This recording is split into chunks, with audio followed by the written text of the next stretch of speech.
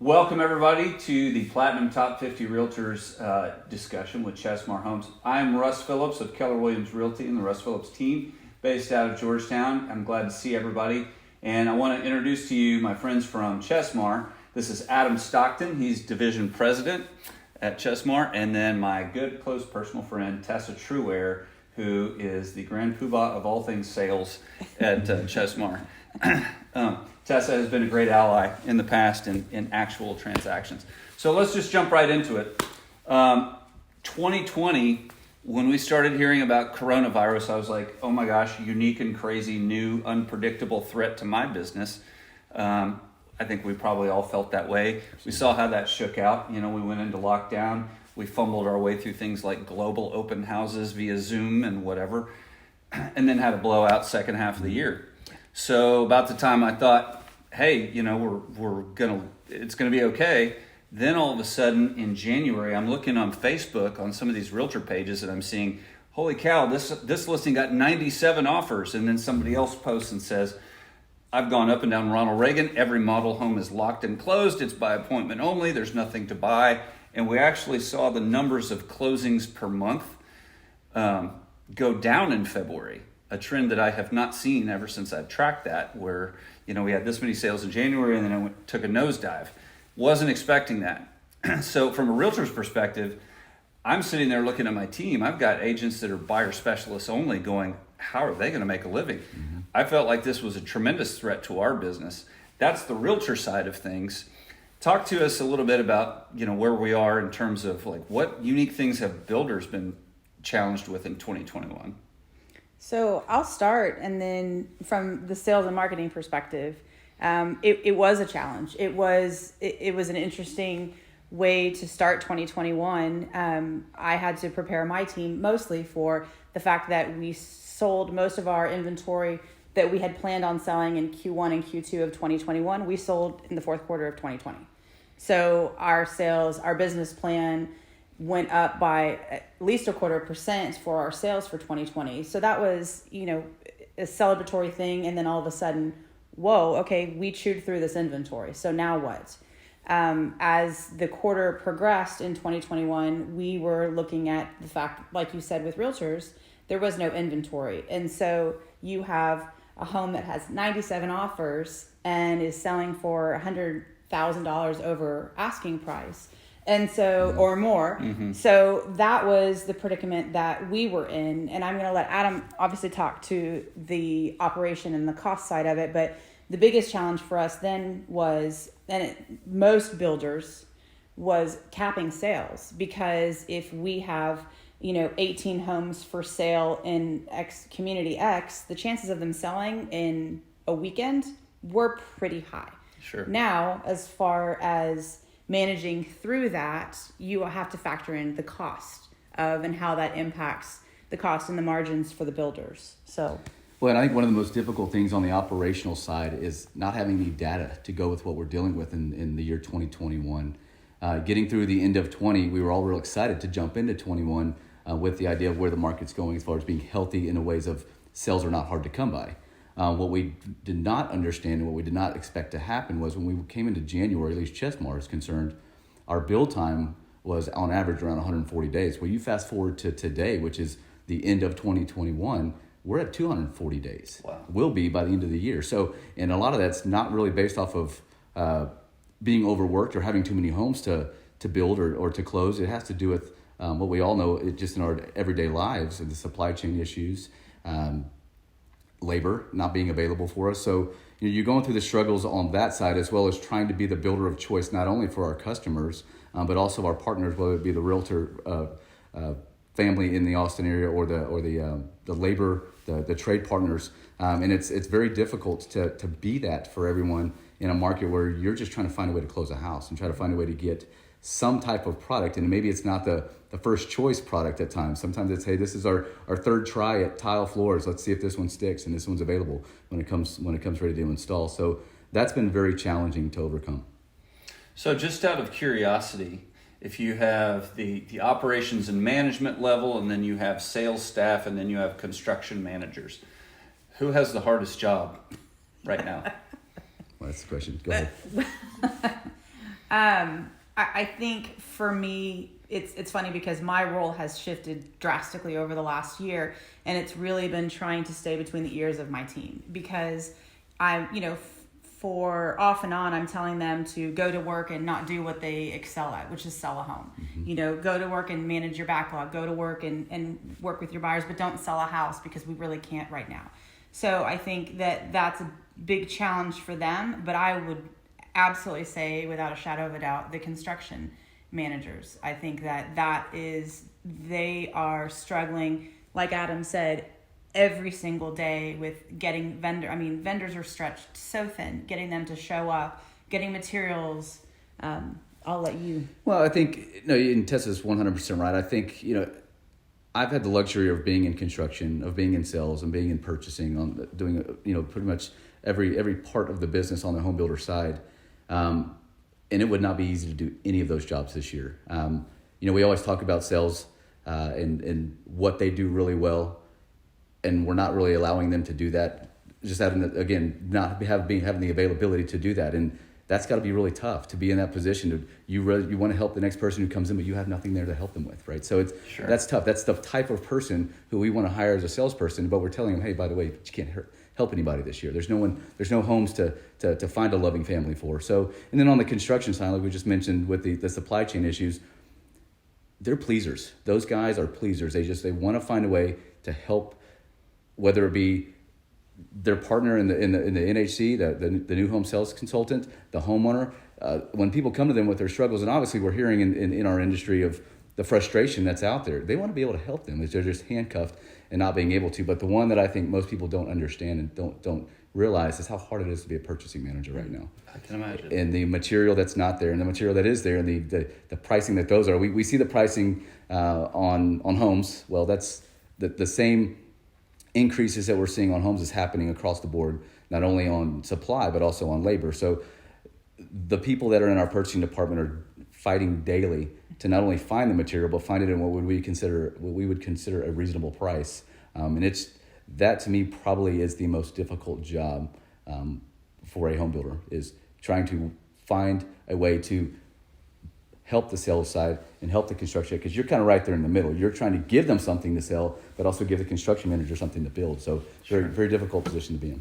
So we've talked about the unique challenges of current events, if you will. Let's talk about the I guess, emotional atmosphere that we're working in. So as realtors, we're very familiar about people questioning our value. Hey, what are you doing for that? And so forth. And so what I found is that maybe previously I was just sort of blissfully unaware of the compassion that I needed to offer to builders. But I mean, one of the things that I have preached to my team is, look, part of your value as a realtor is the relationships that you have and build with other people in the industry, even if they're on the other side of the negotiating table, because that's how you serve your client well. So I went up and down a bunch of model homes this year going, hey, maybe it's time for us to bring you donuts, but help us navigate that, because realistically, in the COVID era, everybody's under pressure of some sort.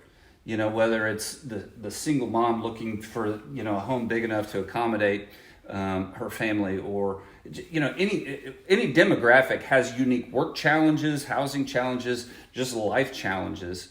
And so what do you see different in 2021 with the inventory shortages, supply chain shortages, just the emotional level? Like, coach us on how to approach your sales counselor or you as management should we have a new construction buyer. So I think the biggest thing for me is, since in my decade plus experience in this industry, the biggest thing, and I have very close relationships with my realtor partners and friends. I think the biggest thing is just a reminder: we all have the same goal. We all have the same goal. So it's and it has been a very emotional year, and I've had realtor conversations where situations have escalated to me where realtors are you have to close them on this date. They have to be in the home. And I'm just, listen, as a reminder, I can't control that. We're doing our best. And more times than I would like to admit, I've had the conversation with buyers and or realtors. The longer it takes Chesmar to build the home, the more it also costs us. So we're not, deliberately trying to, delay this, of course. But I think really I think you hit the nail on the head. It's really, how do we have compassion for all parties? How do we have empathy for all parties? Or how do we work together as a team? And a lot of times that is when we have situations that can be challenging. And I, in my experience, I use to rely a lot on my realtor partners. If I have a realtor, I'm working with some buyers, and I know that something's going to, change or shift. My first call is to the realtor, help coach me through this because I'm going to call your clients, Right. and I need you to have, be a part of this with me. But I agree with you. It's been interesting to see the shift in other aspects of the business where they are not relying so heavily on realtors. There's definitely been a shift.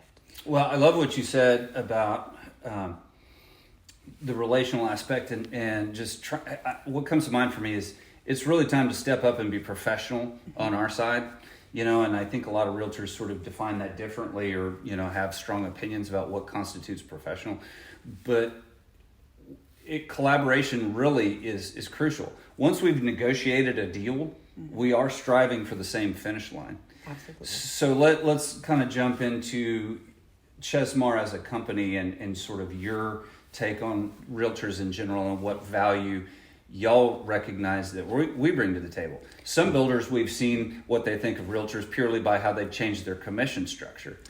Let me say something. So it's interesting. So, I think social media will do this to us from time to time, but we have a lot of happy homeowners at the end of the day that close with us.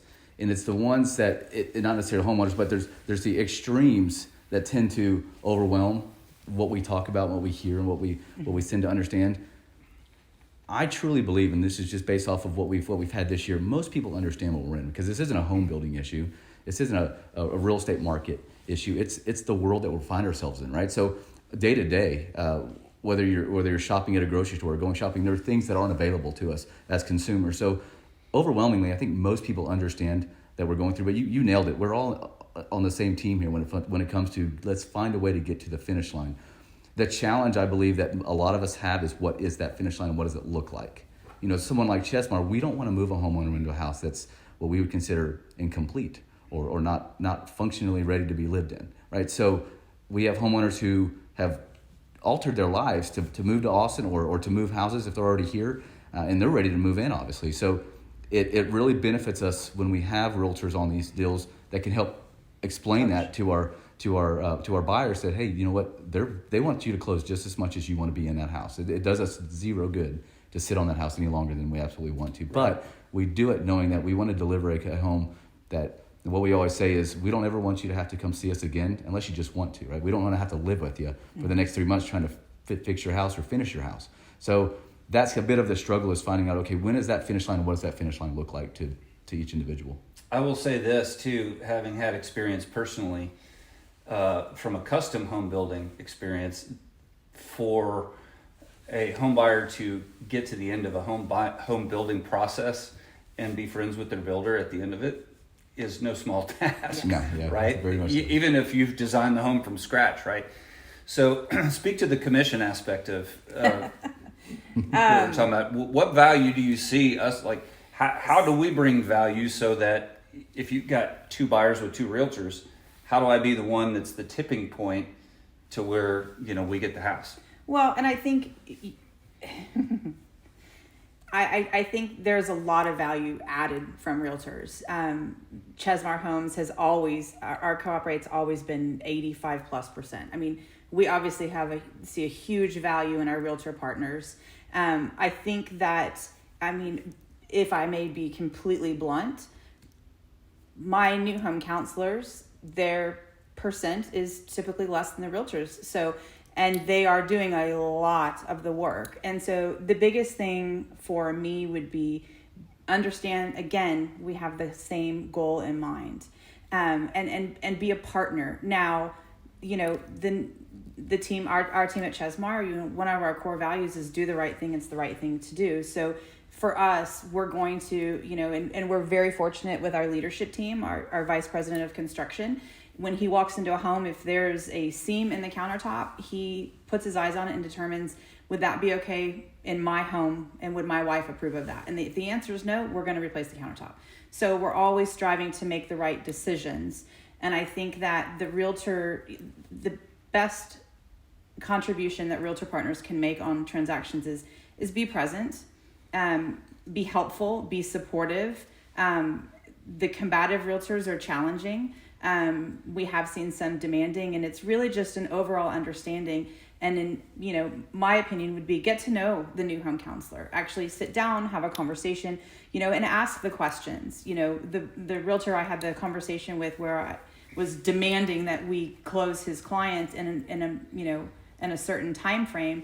And I had to sit down and just really explain to him, listen, we're striving to even get a garage door on this home.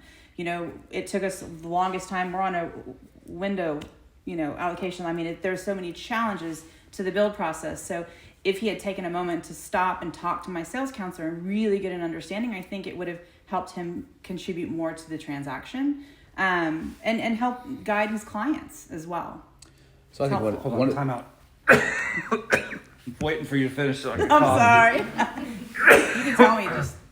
I don't know if y'all saw me burp, but then all of a sudden I'm like, gotta stop. She can edit everything. Thank you for that. Yep. What else, Melanie?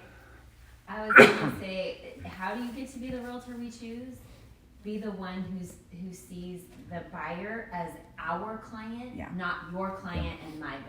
Yeah. That's So- yeah. You'll And I never was work actually that just in. about to, so I'll say that right here, because I was about to say that. That's huge. When we are working to get a home built for this client that we share, we're sharing Yeah. the Yeah. client. We both want Sure. a beautiful home for this client. The realtors who you can tell, they're like, I'm going to protect my client from you. Yeah. I'm not like attacking your client. Like, I want them to have this house. So that's huge, is viewing it as Collaboration. our buyer, Right. not your buyer and my builder. So one of the, it's from our last one, we edited that. So, Somebody clap. yep. One of the things that we do at Chesmar, and I don't know if this is different from other builders, so I'll speak of Chesmar. We assume every deal that we're going to have, every deal that goes to contract has a realtor on it. So it's built into the cost of the home as far as what we would understand our final number is going to be. So we assume every deal is going to have a realtor on it. So we're not shopping to see if we can find a homeowner that doesn't have that. It's already built in. We're not losing any money if we don't have a realtor on there, and we don't negotiate with the buyer like, well, if you don't have a realtor, you can get this much more discount. It's built in. So it makes it very easy for our sales counselors then to collaborate with the realtor and understand, hey, we're on the same team here. We're together at getting this homeowner to the finish line. They're just as much our homeowner as they're your homeowner. So there's an easy collaboration there that comes between the new home sales counselor and our realtor partner on this specific deal. So hopefully the real estate public who brings those homeowners to our models understand that, yeah, we're a team here. We're getting this homeowner to the finish line together. Right. Okay, so let's shift a little bit. As a listing agent this week, I had to sort of have a velvet touch in coaching my seller to not be entitled and to make a decision that truly the market had shown us was the best decision, even though they kind of came with different expectations. In this particular circumstance, I'm the second listing agent. We got a heck of an offer, and it became in danger because of entitlement or just sort of attitude issues. Sure. So you mentioned the combative realtor. I think we can all identify with my story as a listing agent where we need to sort of smooth people into making the right decision and not be accused of, well, whose side are you on, right? So talk to that, like, what does the collaborative realtor look like to you versus, we all know what the combative realtor looks like, but let's speak to this in context of, like, you guys have your own contracts. Mm-hmm. It's not a TREC form, so it's written by presumably the builder's attorneys. And never have I seen the language more relevant than now, where it says, hey, we can substitute like kind materials, going forward. because we have supply chain shortages everywhere. Sure. So if I'm the realtor who's really trying to add value and protect, but not be combative, let's speak to that situation. So, yes, that is absolutely been a challenge across the industry for every builder. It is, I wouldn't say a daily occurrence, but it is frequent. So speaking for Chesmar Homes, we do, when we have the contract does state same or better quality, we have the right to replace, and sometimes it's just unavailable. It is absolutely, a product is unavailable for 90 days. Well, the home is scheduled to close within the next 30 days, so we've got to shift. For us, if it has to do with interior finish outs, we're always going to invite the buyer and realtor back to make a reselect. That's not something, as far as interior finishes, that we would ever make a decision on behalf of a buyer. That doesn't happen in our world. You don't want a visible reminder every day as they get up and walk around the house that, we got shorted on such and such. Well, and to be frank, there have been times where we have had a buyer reselect and then the original selection shows up as installed. Yeah, that's happened a couple times. It's just, everybody's trying to, acclimate to the supply chain issues, to everything, the challenges in the market. But as far as structural, the other thing that we're always notifying buyers. So I think it's important, and it is a shifting. Well, one thing it's a difficult game to navigate right now, because we almost feel like, and I know maybe from the homeowner standpoint or from the representative standpoint, it feels like we're forcing something on them. And in reality, we are, to just be completely, like you said, completely frank, but it's out of necessity, right? We don't want, for example, Chesmar Homes worked away from cellulose insulation, which is more like a bib type insulation, to a bat insulation in some of our communities based off of necessity, based off of what was available. Now, the R value is still the same. The homeowner is getting the same quality. And in fact, we took an increase to go to that. But it's hard to explain that when you've already sold. And from a salesperson's perspective, we sold against bats for quite some time, for many years. And now we're having to go to bats. So it's constantly changing the game. And that kind of goes back to what Ted's saying. It's been very difficult to be in the sales world right now because your story's changing constantly. So what I'm hearing as an action item for me as a realtor bringing a buyer is really, it's crucial to have that preparation conversation. Hey, this language is in the contract. You don't necessarily need to be scared. I personally have experience with you all bringing clients, and then also conflict resolution has been tremendous in building trust. So positioning things from the beginning, saying, hey, just expect this, right? And understand an interest rate lock may be in jeopardy at some point based on supply chain issues. I love what you said about you're not incented financially to make changes or to do things that you have to do to get to the point where you can hand the keys over a closing table. Well, and that was one of the things, going back to one of our core values, do the right thing, it's the right thing to do. We rely heavily on that. And that's important to us as far as, I think communication solves a lot. It does. And setting the expectations in the beginning for realtors, and you asked what realtors can do, have that open line of communication with the Chesmar sales team. Have that, ask the questions, and, we're going to communicate as quickly as possible. Any changes or anything, we potentially see is going to be communicated quickly. So it's, having to pivot, but making sure that all parties are in the loop and understand the direction that we're going. And I think you nailed it. If this has to be a discussion up front. We can't have this midway through the build that, oh, by the way, we may have some supply chain issues, right? It's up front. It's when we're doing the contract. Right. So everybody understands. Let's make sure that we're going to go down this road together, and we have the assumptions that this is the material that's going to go into your home, knowing that there could be some disruptions along the way.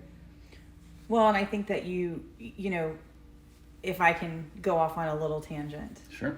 One of the things that you said that I think is interesting, because I've just, a couple elephants in the room, but one has been, there have been news stories. There have been situations that have been brought to light with builders canceling contracts and making decisions, because you said something about a financial gain.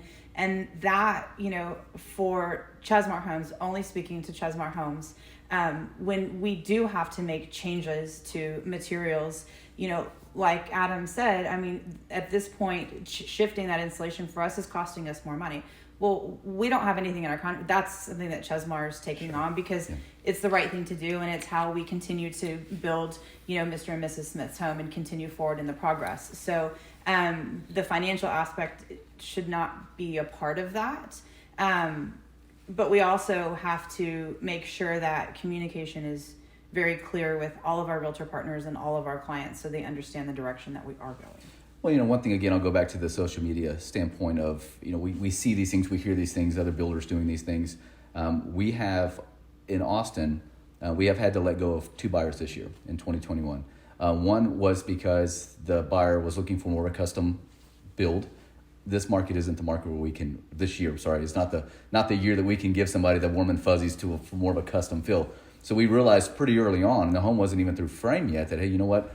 We're not going to be able to build the builder you're asking us for. And so we parted ways. The second one was a homeowner who was a little bit hostile towards our Very hostile. Towards our NHC and our construction manager in the field. But something that we always do at Chesmar is we take ownership in everything we do. On sites, our NHCs and our field teams in general with the construction manager and the NHC is they have the ownership in this. It doesn't come from the top down. If we have a homeowner that is becoming one that we believe we may not need to part ways from, that strictly comes from the field. They come to us and they let us know, hey, we might need to move away from this customer for these reasons. Because the way I feel about that is why should I make that decision from a division president standpoint or from a VP of sales standpoint? We don't even know the homeowner. We don't know the situation. I think it's very unfair for me to step in and say, yes, we should keep them or yes, we should let them go.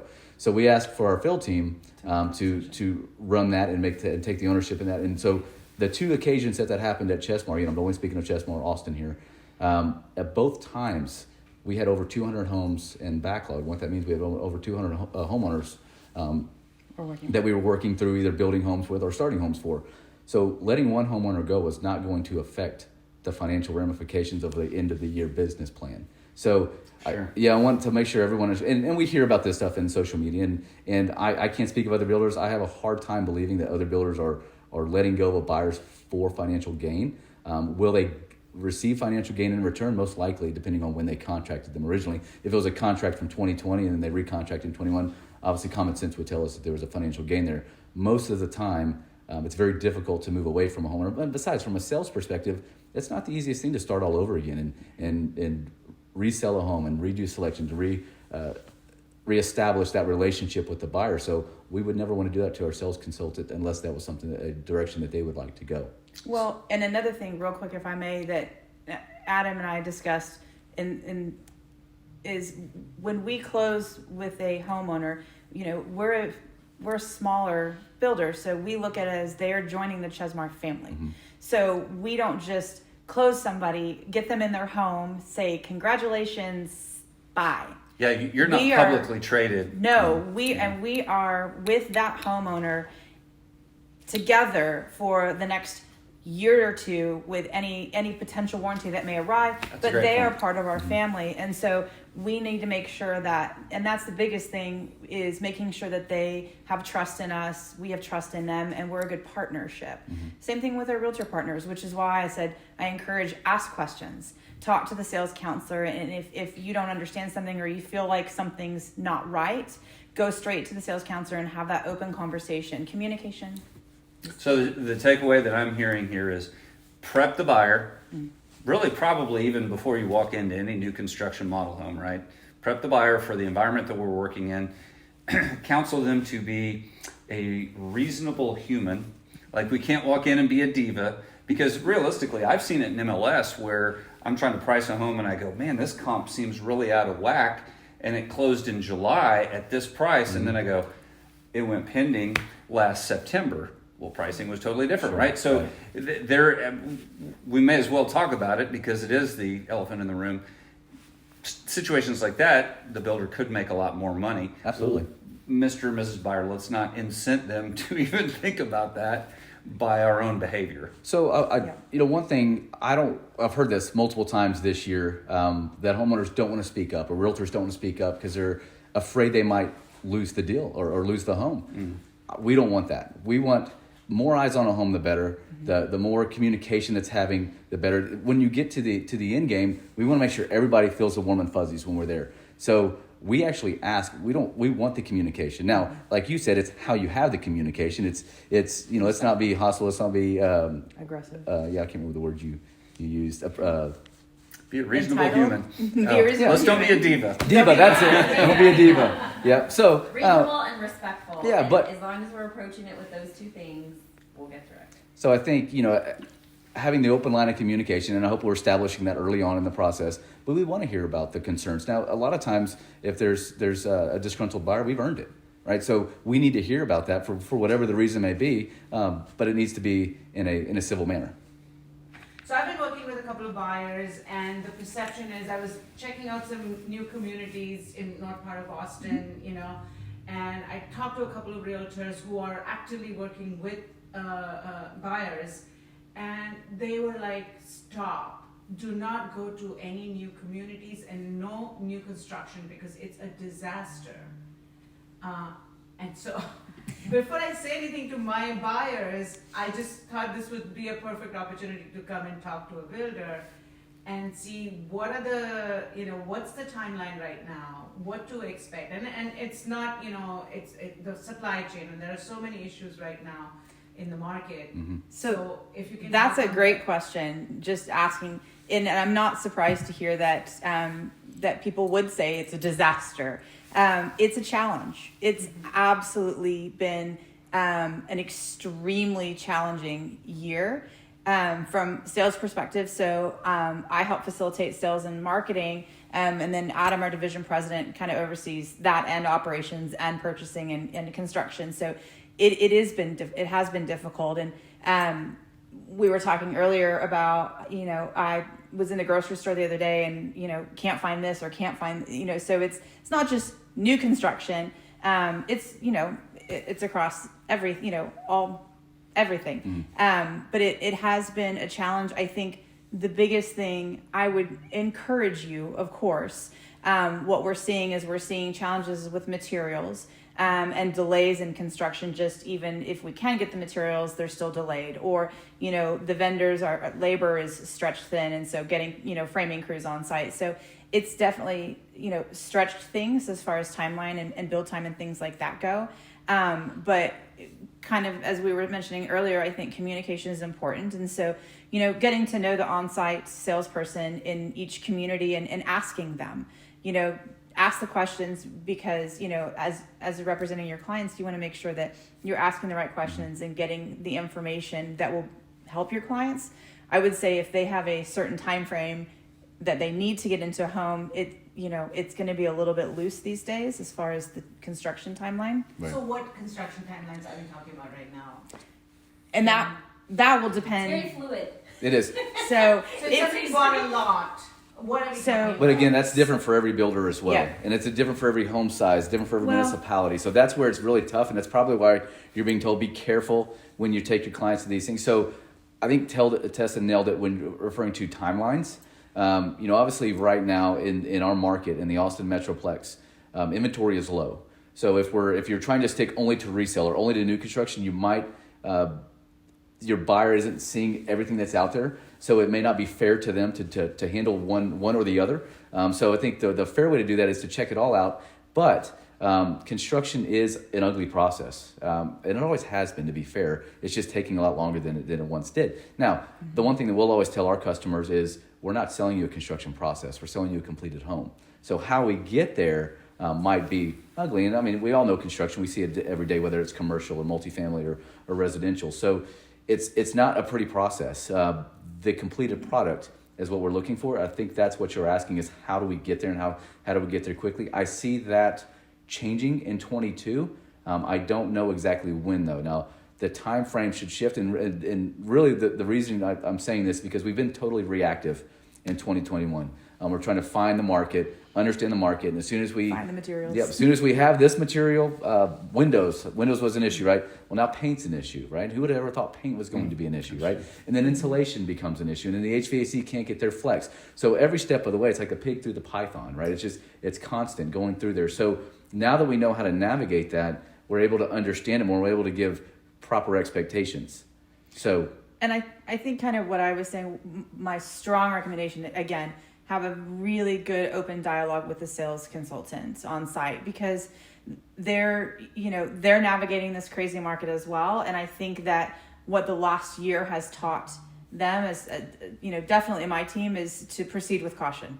So, we are trying to really educate buyers and educate our realtor partners on the challenges that we're seeing.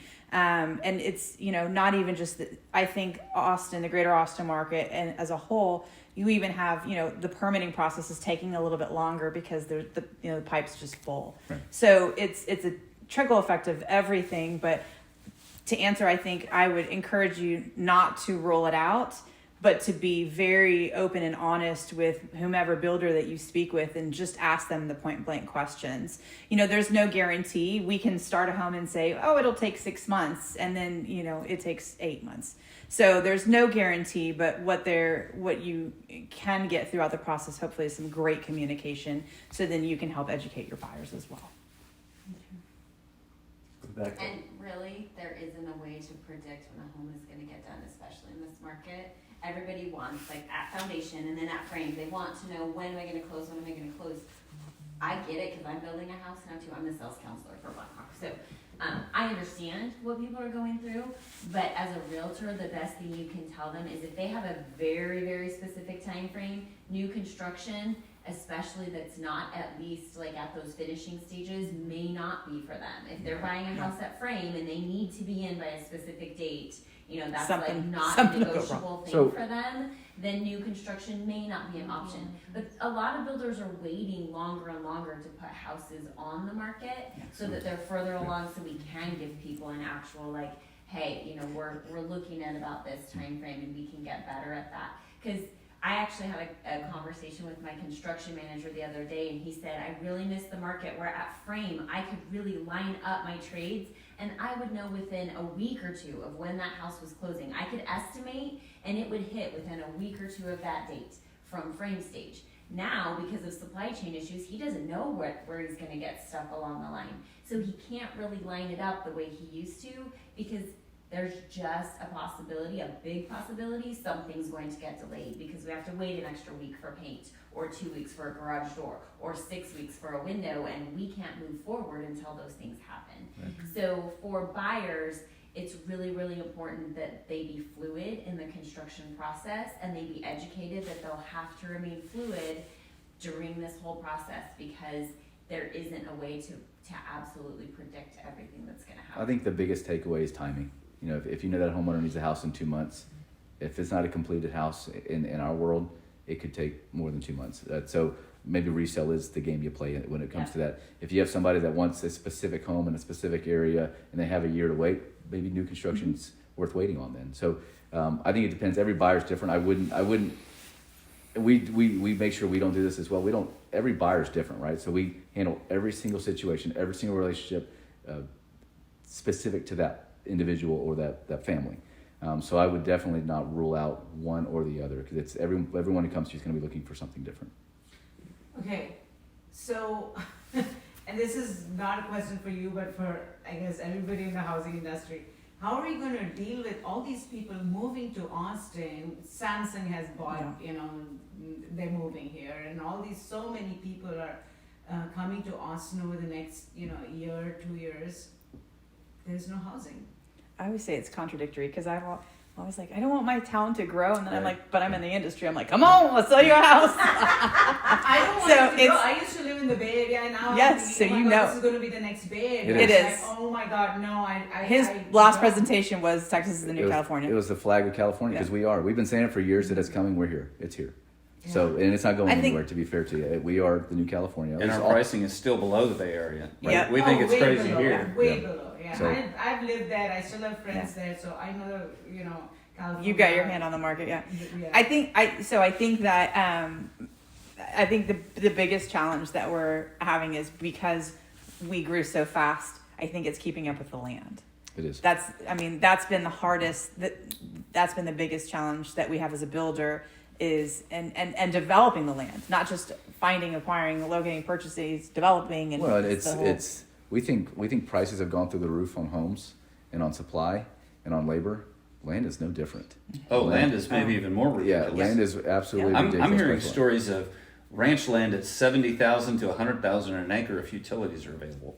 I had 120,000 in Gerald 2 weeks ago. Every time I have this conversation, the number goes up. 120,000 an acre? 120,000 an acre, which would 2 years ago that land would probably have gone for 12 to 15,000 an acre. It's crazy. Yep. How many years ago? Two years ago. Are you serious? Yep. So to answer your question, So home builders aren't gouging prices, they're paying more Yes. to build the home. And Like, I know lumber, everyone and thinks windows. home builders are the big bad, they're really not. Our costs just keep going up, and in order for us to continue to develop, to continue to buy land, to build houses, we have. that's why I say it's not going anywhere, Right. because if people are spending this kind of money on stuff now there may be a downturn and there may be something that flattens what we're going through, but it's not. I don't think it's reverting and going the other way. So we are who we are. Home builders are going to have struggles for the next several years as far as keeping up with demand. Not necessarily a bad thing for us in this room. We all want to get what we can get as fast as we can get it, but the fact is we also want some longevity in our careers, let alone the market. So being in Austin, Texas, we're very blessed to be able to be here and be able to have the struggles that we have, because while it is a struggle, it could be very different, and it could be a much harder struggle to go through. I kind of feel like the market has gone to where we were for those who were around in the early 2000s before the downturn. As far as land goes, the market's kind of gone back to that. We see a lot of the big builders, so publicly traded companies, gobbling up all this land. Mm-hmm. This is where we were in the early 2000s. Over the last 5 to 10 years or so, the master plan community types, they would rather do business with the Chesmar type builders. Sure. They would rather have 3 or 4 mid-tier builders rather than going after this big publicly traded company. It's just easier to have a relationship and build a relationship with a smaller builder. But right now, I feel like land and developers are the smartest ones out there, because they're saying, hey, if you're willing to pay for it, have at it, right? What they know, and what we all should know, is the steeper the climb, the steeper the fall. Right. So if we continue to let it just go and go and go, it's going to have to come down at some point. Well, that's where we're okay passing on some of these huge, really expensive deals, because we know that there may be a second or third builder somewhere along the way that they can come into there after the dust settles a little bit, and they need some help working through this real expensive land. I heard an interesting comment yesterday on the Independence title broadcast with Mark Sprague, who's their staff economist. And he said, I hear stories of people saying, I want to take a break until interest rates come down or prices level off or come down. And he said, my answer to that is it's just not going to happen. Mm-hmm. Mm-hmm. Yeah. So, and to your point about, like, I was thinking 70 to 100,000 is crazy high on land, and you just threw out 120. I mean, it's dizzying how fast it's happened this year. And it really seemed like once Oracle announced last year about this time, that was, Tesla had already gotten people's attention, and then Oracle really flipped the switch. And that's when we saw in January 97 offers on this 1996 dated home. Mm-hmm. And I did look up that house. It's on the tax rolls with an owner address in Sunnyvale, California. Go figure, right? Well, and I think kind of to your point too is it's this whirlwind of a year too, and it's I've encouraged my team to when we did go through You're the not ups filming and right now, are you? Oh, I am. yeah. But we're not. Is this for the interview? I mean, however you want to edit it. Well, I need to quit playing on my phone then. So, but one of the things that you mentioned too is all the ups and downs, throughout the last year. And that's one of the things that I've really stressed with my team specifically is, when the dust settles, we want the realtor community to remember that we were kind, we were thoughtful, we were understanding. So, even if you don't have any opportunities to sell, if a realtor contacts you or emails you or texts you or calls you, you return that. You communicate with them, because it's important to understand what the realtor community is going through as well, what they've been through for the last year. Like you said, you have a couple buyers agents working on your team that, well, there's no inventory. And so, I've really stressed to my team to be cognizant of that and to be, just kind. So let me ask you a couple of blunt questions that we capture on film. We've danced around it, but I'm going to hammer it home. The elephant in the room. What are you paying a buyer's agent? Can we say the percent? I mean, we pay 3%. Okay. Love that. Thank I'd you. like to say we pay market, but that may not be market, so we'll say we pay 3%. Okay. Correct. Next question: Is there anything being discussed in the what I call the production builder industry of maybe changing to a cost plus model, or will you always be nailing down a price and then doing your best to deal with supply chain issues and just have it still be the price? I'll say never to any of those questions. And reason being is because we really don't. No one could have seen this coming, or if they were, Right. they were pretty smart. But I don't. There's no conversations being had. I can answer that pretty directly. Good. But where the industry goes, none of us really know, right? So while everyone sacrificed this year, most importantly the buyer of all sacrificed this year, it was understood where sacrifices had to be made, whether it be from extreme prices on homes because of supply issues or labor requests. The one sad thing that I've seen this year is the lack of loyalty, and Lack of loyalty between whom? a lot, all. From buyers, from Not necessarily builders to realtors? specific individuals, but on the labor side, they're going to go where they can find the most money. And at one point, you can't blame them, but at the same time, it's like this isn't going to stay this way forever, right? So you spent several years with a vendor or a supplier, and we've had to change directions for reasons that we didn't want to. Some of them were price related, so of course we had a decision to make at that point. So. I'm not going to speak of what other builders have done and what they might do in the future. I believe everybody's doing what they feel is best. I don't think anybody's doing it just to try to get one over on someone else. Right. Never say never, only because none of us really have a good grasp of where the market will be. So if for now cost plus is not on the table as a business model, it sounds like what I'm hearing you say is your approach to this is maybe to delay making a home available until it's well past sheetrock stage, whereas previously you might have put it on the market. Yeah, foundation or sheetrock. Now you're waiting until the cabinetry's in. Is that a fair statement?